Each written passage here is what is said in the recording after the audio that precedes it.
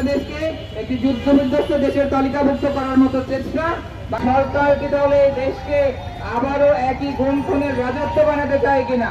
বছর জুলাই আগস্টে গণ অভ্যুত্থানে 2000-এর মানুষের জীবন এবং 20,000-এরও বেশি মানুষের ক্ষতবিক্ষত হয়ে নতুন একটি স্বাধীনতা অর্জন করেছি। তাহলে নতুন এই স্বাধীনতার মাধ্যমে যে সরকার প্রতিষ্ঠিত হয়েছে, এই সরকার কি তাহলে এই দেশকে আবারও একই গুমখুনের রাজত্ব বানাতে চায় কিনা?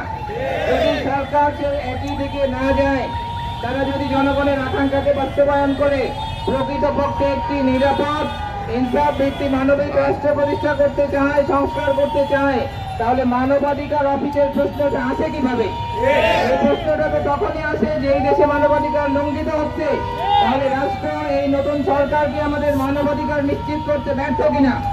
যদি এই সরকার মানবাধিকার নিশ্চিত করতে দেশে ব্যর্থ হয়, তাহলে সরকার আমাদের স্পষ্টভাবে জানিয়ে দিক তারা কোনটা কোনটা করতে ব্যর্থ হবে। আমরা আবারও রক্ত দিয়ে আমরা সেই অধিকার প্রতিষ্ঠা করবেন।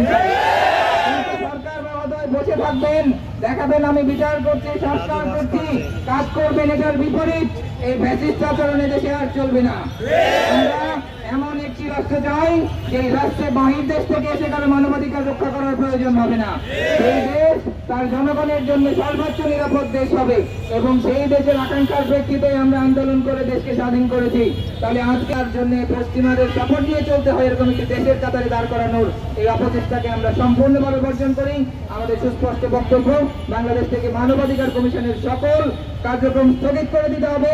বাংলাদেশের যেই প্রাতিষ্ঠানিক প্রতিষ্ঠার মাধ্যমে মানবাধিকার নিশ্চিত করা যাবে, যে জুডিশিয়ারির ইন্ডিপেন্ডেন্স নিশ্চিত করার মাধ্যমে মানবাধিকার নিশ্চিত করা যাবে, আমাদের দেশে মানবাধিকার কমিশনকে পুনর্গঠন করার মাধ্যমে মানবাধিকার নিশ্চিত করা যাবে, আইনগত কোনো ত্রুটি থাকলে সেই আইনের সংস্কার করার মাধ্যমে যেভাবে মানবাধিকার প্রতিষ্ঠা করা যাবে দেশের মাধ্যমে, আমরা সেটি চাই। সেই এজেন্ডাকে সামনে নিয়ে আসুন, আমরা আপনাদের পাশে থাকবো। কিন্তু আমাদেরকে কোনোভাবেই কোনো নাটক সিনেমা দেখিয়ে ভুল বোঝানোর চেষ্টা করবেন না। আপনাদের চরিত্র আমরা ভালো করে জানি। আমরা এই মুহূর্তে আপনাদেরকে মেনে নিয়েছি বড় শয়তান ঠেকানোর জন্য ছোট শয়তানকে ঘাড়ে নিয়েছি, কিন্তু মনে করেন না যে আপনাদের উপরে আমাদের খুবই মান আছে। দেশের স্বার্থে আমরা শুধুমাত্র এটা আপনাদেরকে হজম করছি এবং আপনাদেরকে আরো দ্রুত সময়ের মধ্যে বিদায় নিতে হবে যদি এরকম আর কোন এজেন্ডা আপনারা গ্রহণ করে থাকেন।